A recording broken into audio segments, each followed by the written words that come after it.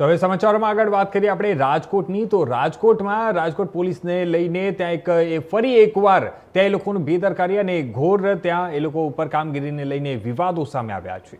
આ વખતે વિવાદના કેન્દ્રમાં છે યુનિવર્સિટી પોલીસ સ્ટેશન, જ્યાં એક વકીલ સાથે પોલીસ દ્વારા મારપીટ કરવામાં આવી હોવાના ગંભીર આક્ષેપો સામે આવ્યા છે।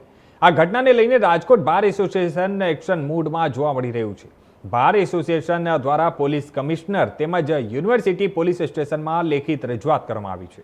એટલું જ નહીં, આજ મોટી સંખ્યામાં વકીલો પોલીસ કમિશનર કચેરી ખાતે પહોંચ્યા હતા અને ડીસીપી ઝોન 2 રાકેશ દેસાઈને આવેદનપત્ર આપી સમગ્ર ઘટનાની નિષ્પક્ષ તપાસ કરવાની માંગ કરી હતી। વકીલોનો આક્ષેપ છે કે યુનિવર્સિટી પોલીસ સ્ટેશનના પીઆઈ સહિતના સ્ટાફે એડવોકેટ રવિ વાઘેલાને ડી સ્ટાફ રૂમમાં ગોંધી રાખ્યા હતા, તેમની સાથે મારપીટ કરી હતી અને ખોટા કેસમાં ફસાવાની ધમકી પણ આપી હતી। આ સમગ્ર ઘટનાના સીસીટીવી ફૂટેજ તપાસી જવાબદાર પોલીસ અધિકારીઓ સામે કડક કાર્યવાહી કરવાની માંગ કરવામાં આવી છે અને હાલ ઈજાગ્રસ્ત વકીલ હોસ્પિટલમાં સારવાર હેઠળ છે।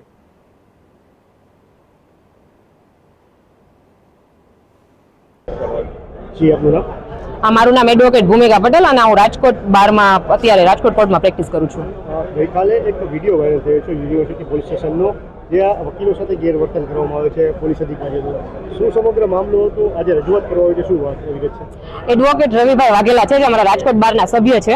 એમનો ગઈકાલે અમને ક્યુઆરટી ટીમમાં ફોન આવ્યો કે મને આવી રીતે યુનિવર્સિટી 2 પોલીસ સ્ટેશનમાં બેસાડી દીધો છે। એટલે અમે ત્યાં ગયેલા ત્યારે અમને ખબર પડી કે રવિભાઈ વાઘેલાને પોલીસ દ્વારા માર મારવામાં આવેલો છે અને એ સિવાય એમની સાથે ગાળાગાળી કરીને એમની સાથે ગેરવર્તન કરવામાં આવેલ છે અને 2 થી 2.5 કલાક સુધી એને પોલીસ સ્ટેશનની અંદર ગોંધી રાખવામાં આવેલી છે। એટલે આ અંગે અમે અમારા જે ક્યુઆરટી 108 ટીમના સભ્યો અને સાથે સાથે રાજકોટ બાર એસોસિએશનના હોદ્દેદારો બધા પીઆઈ સાહેબને મળવા જાય છે કે તમારા જે પોલીસ અધિકારીઓ છે આવી રીતે અમારા જે એડવોકેટ સાથે વર્તન કરે છે। ત્યારે પીઆઈ સાહેબ એવું કહે છે કે આ મારું 3જું પોલીસ સ્ટેશન છે, અમારે વકીલો સાથે મેળ જ નથી અને તમારે જોવું હોય જોઈ લેજો, મારી દરેક જગ્યાએ કાર્યવાહી આવી જ થશે। અને માત્ર એમના શબ્દોથી નહીં, એમના વર્તનથી પણ આ વસ્તુ દેખાઈ આવે છે કે એની માનસિકતા છે ને એ વકીલ વિરોધી છે। કારણ કે આ પાછલા થોડા સમયની અંદર આ 3જી એફઆઈઆર છે કે જે એમણે એડવોકેટ વિરુદ્ધ કરેલી છે।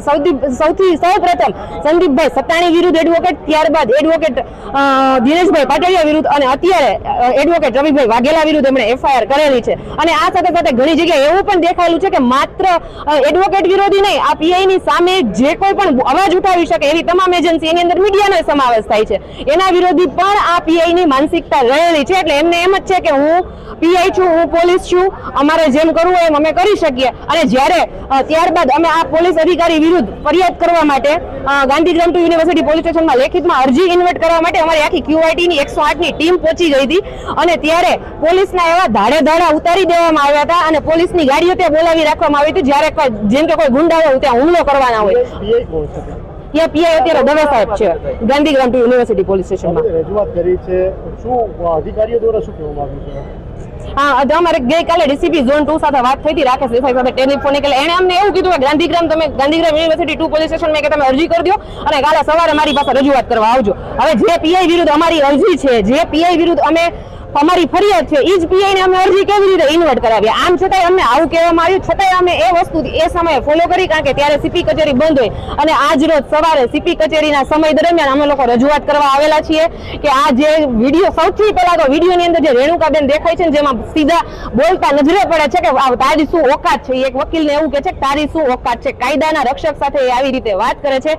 એમને સૌથી પહેલા ડિસમિસ કરવામાં આવે, એમના રાઇટરને ડિસમિસ કરવામાં આવે અને ત્યારબાદ આખા પોલીસ સ્ટેશનના સીસીટીવી ફૂટેજ ચેક કરવામાં આવે અને એની અંદર પીઆઈ વિરુદ્ધ જે કંઈ પણ મળે અને જેને માર મારેલો છે, જે પોલીસ અધિકારીઓ જેના નામ અમે નથી જાણતા, એ લોકોની ઓળખ પરેડ કરવામાં આવે અને એ બધા વિરુદ્ધ તાત્કાલિક ધોરણે સખતમાં સખત પગલાં લેવામાં આવે એવી અમારી માંગ છે।